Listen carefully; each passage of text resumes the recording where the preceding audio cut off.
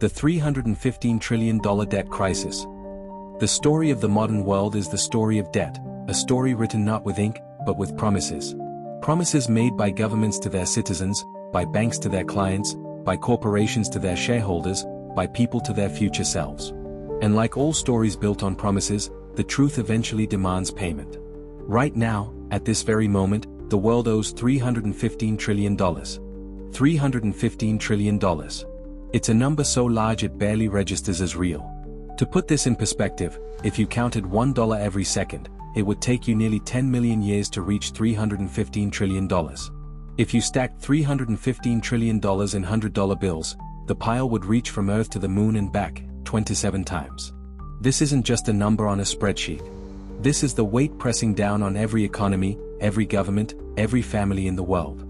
And today, we're going to explore the most important question facing humanity. What happens when the world owes more than it can ever repay? What happens when the very system built to create prosperity becomes the reason for its collapse? This is the story of how debt threatens to destroy the global economy, and why what happens next will determine the future for generations to come. Debt wasn't always the monster lurking in the shadows of our economy. In fact, debt was once humanity's greatest tool for progress. In ancient Mesopotamia, farmers borrowed seeds to plant crops, promising to repay the lender with a portion of the harvest. In medieval Europe, merchants borrowed gold to fund trading expeditions, returning with spices and silks that enriched entire cities. During the Renaissance, Italian banking families like the Medicis financed art, architecture, and exploration through sophisticated lending systems. Debt built the cathedrals of Europe, funded the voyages that discovered new continents, and bankrolled the Industrial Revolution. As the modern world emerged, debt became even more powerful. Nations borrowed to build railways, highways, electrical grids, and telecommunications networks. The United States borrowed heavily to fund World War II, and that debt helped create the most prosperous economy in human history. Companies borrowed to build factories that employed millions. Families borrowed to buy homes, creating entire middle-class societies. For most of the 20th century, this system worked. Debt was productive. A dollar borrowed would generate $2 of economic activity. Growth outpaced borrowing. Living standards rose. The future looked brighter than the past. But somewhere in the late 20th century, something fundamental shifted. In the 1980s and 90s, financial deregulation unleashed a new era. Banks could lend more freely. Credit cards became ubiquitous. Mortgage standards loosened. Wall Street created complex financial instruments that packaged debt and sold it around the world. Money itself became increasingly abstract, no longer tied to gold reserves but to the confidence people placed in governments and financial institutions. Then came the crises. The dot-com bubble burst in 2000. The global financial system nearly collapsed in 2008. The COVID-19 pandemic shut down the world economy in 2020. Each time disaster struck, the solution was the same: borrow more money. Central banks slashed interest rates to near zero. Governments launched massive stimulus programs. Companies refinanced their debts at cheaper rates. The world became addicted to cheap credit. The problem? Debt began accumulating faster than economic growth. In the year 2000, global debt stood at around $80 trillion. By 2010, it had reached $170 trillion. By 2020, it had surged to $280 trillion. Today, it exceeds $315 trillion, and it's still climbing. We've crossed a threshold. Debt is no longer being used to build the future. It's being used to survive the present. And that's where the danger truly begins. Let's pause and really understand what $315 trillion means. There are approximately 8 billion people on Earth.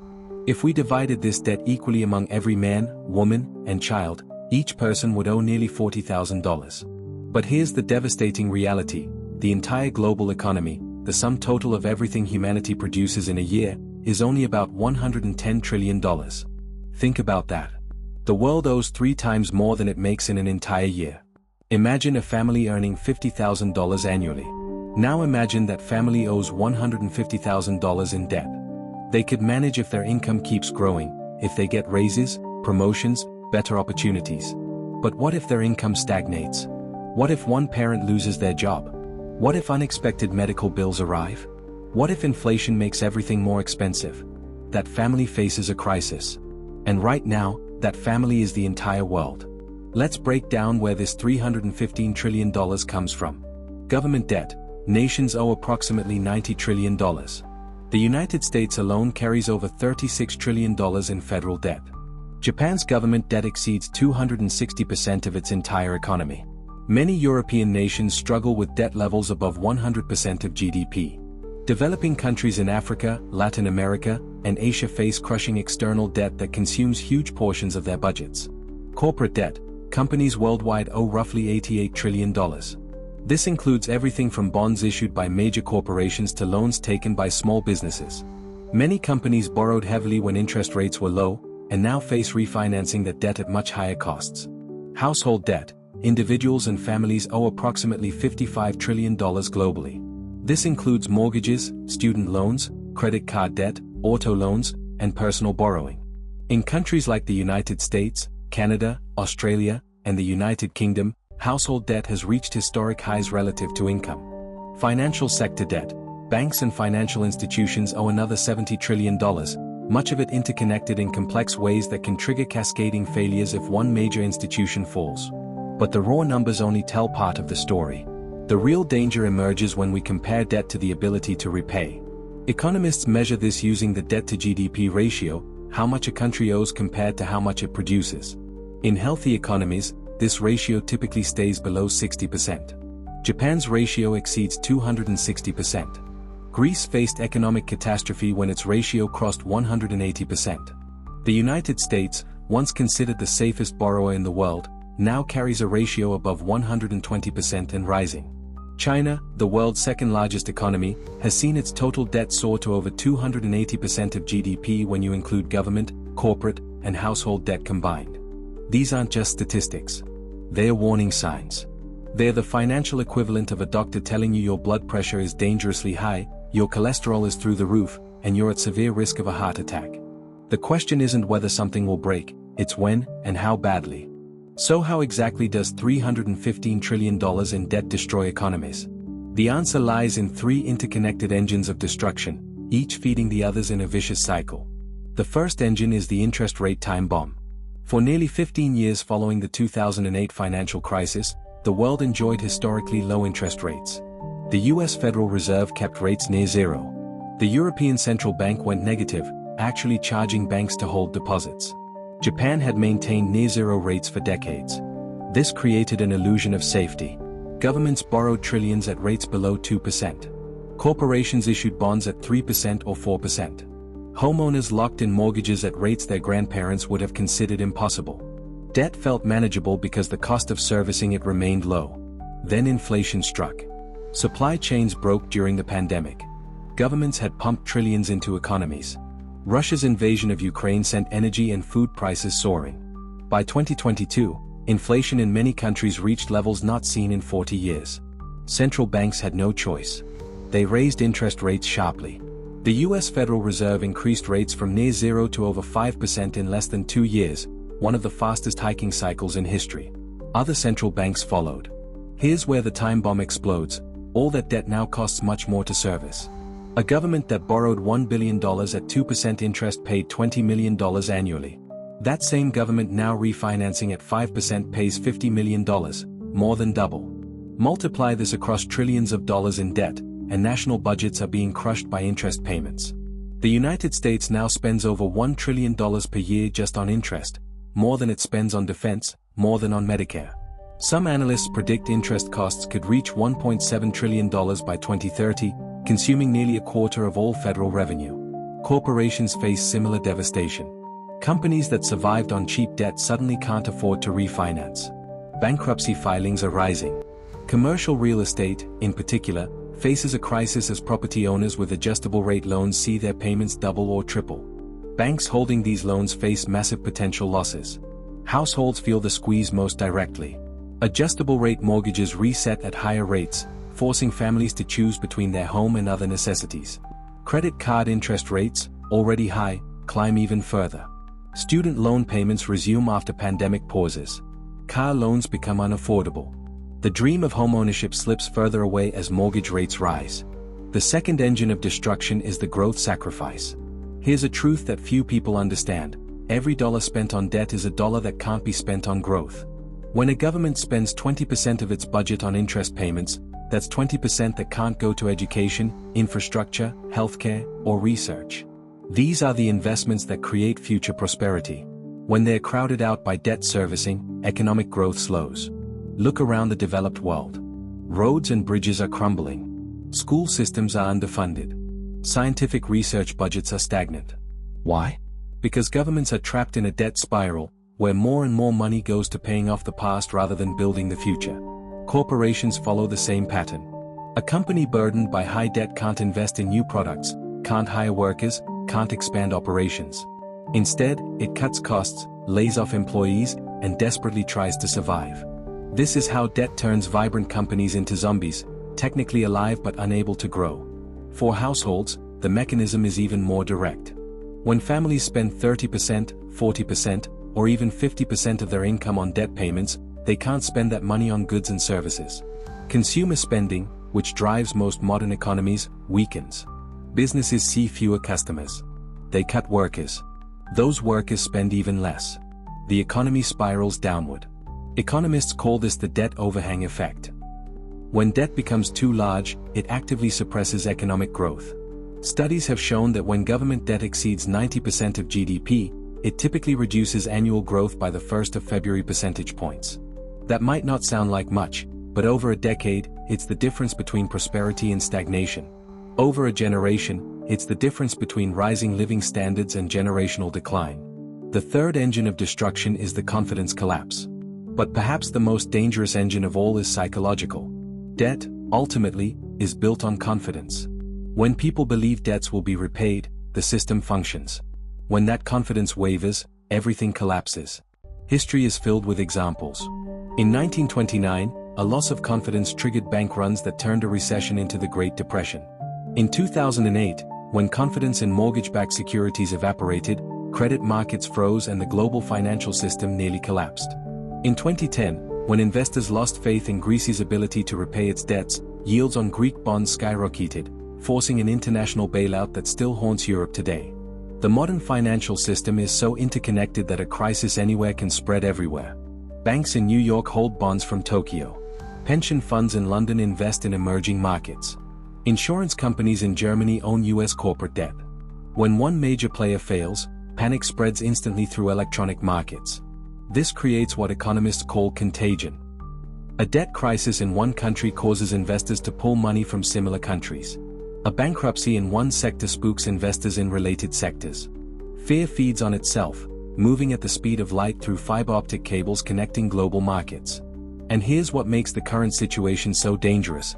Confidence is already fragile. Trust in governments is declining. Faith in central banks is being tested. Belief in the sustainability of the current system is eroding. We're one major shock away from a confidence collapse that could dwarf anything we've seen before. So what happens when this debt mountain finally collapses? Let's walk through the cascade of consequences that could unfold. It likely begins with sovereign debt, nations that can no longer service their obligations. We're already seeing the early warning signs. Sri Lanka defaulted in 2022. Ghana restructured its debt in 2023. Pakistan, Kenya, Tunisia, and dozens of other developing nations teeter on the edge. When a country defaults, the immediate impact is brutal. International credit markets freeze. The country can't borrow to pay salaries, import food, or fund essential services. The currency often collapses. Inflation explodes. Citizens see their savings evaporate overnight. The International Monetary Fund typically steps in with emergency loans, but with harsh conditions. Governments must slash spending, raise taxes, sell state assets, and implement austerity measures. These policies often trigger social unrest. Protests erupt. Governments fall. Political instability spreads. But here's the terrifying part. What happens when the crisis hits not just developing nations, but major economies? What if Italy, with its 140% debt to GDP ratio, faces a funding crisis? What if Japan's government bond market, the largest in the world, destabilizes? What if US Treasury bonds, considered the safest asset on earth, lose their privileged status? The answer is global financial chaos on a scale we've never experienced. Banks are the transmission mechanism for debt crises. They hold government bonds, corporate debt, and mortgages. When these assets lose value, banks lose capital. When banks lose enough capital, they fail. We saw this in 2008 when Lehman Brothers collapsed, triggering a global credit freeze. We saw it again in 2023 when Silicon Valley Bank and Credit Suisse failed, causing panic and requiring emergency interventions. Now imagine this happening not to one or two banks, but to dozens simultaneously across multiple countries. Credit markets would seize up. Businesses couldn't make payroll. Trade would halt. ATMs might stop working. The entire payment system could freeze. Governments would rush to rescue failing banks, but here's the problem: they're already deeply in debt. Bailouts require borrowing even more money. But if confidence in government debt is already shaken, who will lend? At what interest rate? This is what economists call a doom loop. Banks hold government debt, governments need to rescue banks, but rescuing banks requires issuing more debt, which weakens government finances, which makes bank holdings less valuable, which creates more bank failures. Round and round it goes, each iteration worse than the last. Financial crises don't stay in the financial sector. They spill into the real economy where real people live. Companies can't get credit to operate. They lay off workers. Unemployment surges. People without jobs can't pay their debts, can't buy products, can't pay rent. More businesses fail. More workers lose jobs. The spiral accelerates. Real estate markets collapse. With unemployment rising and credit unavailable, home prices plummet. Homeowners find themselves underwater, owing more than their homes are worth.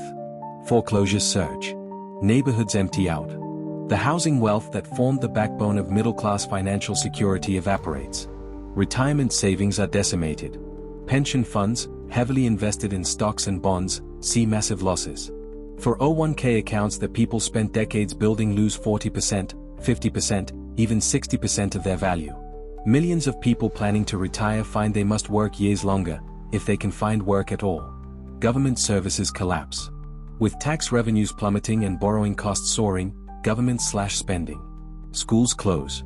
Healthcare systems strain. Police and fire departments shrink. Infrastructure maintenance stops. The social safety net, already stressed by rising unemployment, is cut precisely when it's needed most. Economic collapse breeds political instability. History teaches this lesson clearly. The Great Depression led to the rise of extremist movements across Europe. The Asian financial crisis of 1997 toppled governments. The 2008 crisis contributed to populist surges, Brexit, and political polarization that still defines our age. When people lose their jobs, their homes, their savings, and their hope for the future, they become desperate. Desperate people support radical solutions. They embrace strongmen promising simple answers. They blame immigrants, minorities, elites, foreigners. Democratic norms erode. Authoritarian tendencies strengthen. Internationally, economic crisis can lead to conflict. When nations compete for scarce resources, trade wars begin. When domestic pressures mount, leaders sometimes seek foreign enemies to unite their populations. History shows that economic depressions can create the conditions for military conflicts. Perhaps the cruelest consequence is what this leaves to the next generation. Young people today already face unprecedented challenges: higher education costs, unaffordable housing, stagnant wages, climate change, and now, inheriting a massive debt burden they did not create. Imagine being 25 years old and realizing that a significant portion of your taxes will go not to building your future, but to paying interest on debts incurred before you were born. Imagine watching your government unable to invest in your education, your infrastructure, your opportunities because all available resources are consumed by the mistakes of previous generations. This creates not just economic damage but a moral crisis. It breeds resentment between generations. It undermines the fundamental social contract. It destroys the hope that has always driven human progress, the belief that tomorrow will be better than today.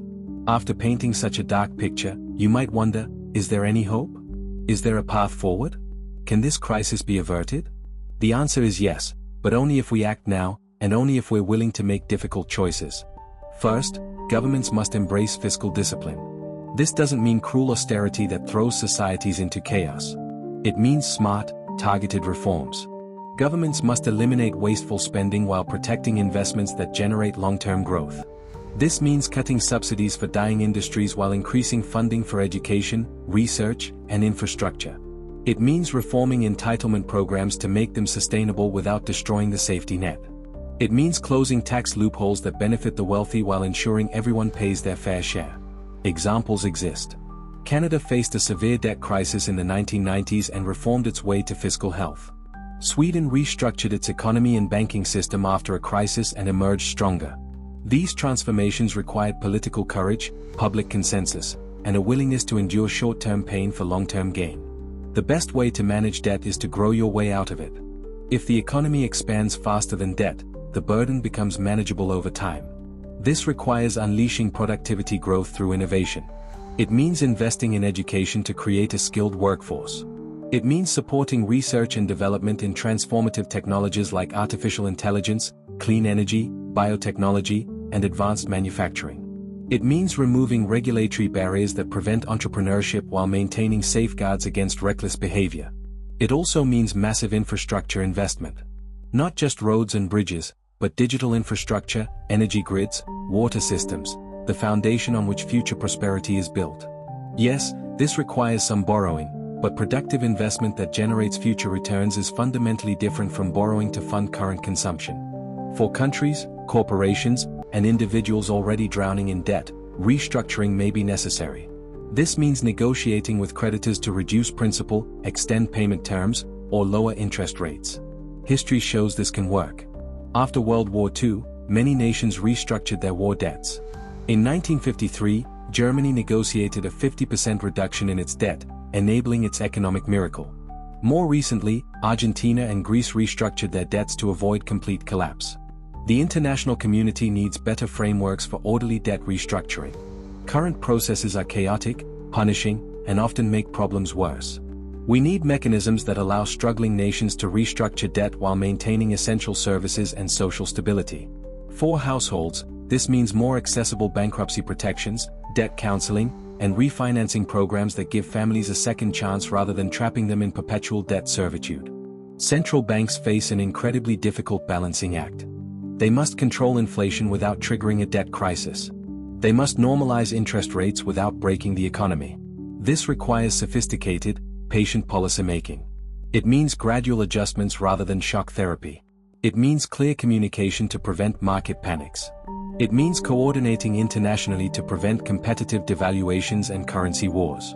Some economists propose more radical solutions: debt jubilees where some debts are simply forgiven, modern monetary theory that reframes how we think about government debt, or even cryptocurrencies and decentralized finance as alternatives to the current system. These ideas remain controversial, but as the crisis deepens, previously unthinkable solutions may become necessary. Finally, individuals and families must take control of their own financial futures. This means living below your means and building emergency savings. It means avoiding high-interest consumer debt. It means investing in education and skills that increase earning power.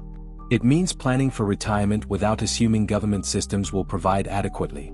It means teaching financial literacy to the next generation. None of this is easy. It requires sacrifice. It requires patience. It requires collective action. But the alternative, continuing down the current path until the system collapses, is unthinkable. The story of $315 trillion in global debt is a story about choices. For decades, we chose comfort over discipline, short-term solutions over long-term thinking, borrowing over building. We stand at a crossroads. One path leads to continued denial, more borrowing, more instability, until the weight becomes unbearable and the system collapses. That path ends in economic devastation, political upheaval, generational betrayal, and untold suffering. The other path requires courage. It requires sacrifice. It requires political leaders willing to tell difficult truths and make unpopular decisions. It requires citizens willing to accept that there are no easy answers. It requires global cooperation in an age of increasing nationalism. It requires hope when cynicism seems easier. But here's what we must understand: this isn't just about economics. It's not just about interest rates and debt to GDP ratios. It's about the kind of world we leave to our children. It's about whether we believe in the future enough to do what's necessary to preserve it. The clock is ticking. Every day of delay makes the problem harder to solve. Every additional $1 trillion of debt narrows our options. Every postponed reform makes the eventual reckoning more severe. But we still have time. The crisis hasn't happened yet. The system, though strained, still functions. The opportunity for orderly, managed change still exists. The question is, will we take it? Will we find the wisdom to learn from history, the courage to make difficult choices, and the unity to act together? Or will we continue on, eyes closed, until the debt we've accumulated for decades finally collects its payment? The answer will determine not just our economic future, but the kind of civilization we become.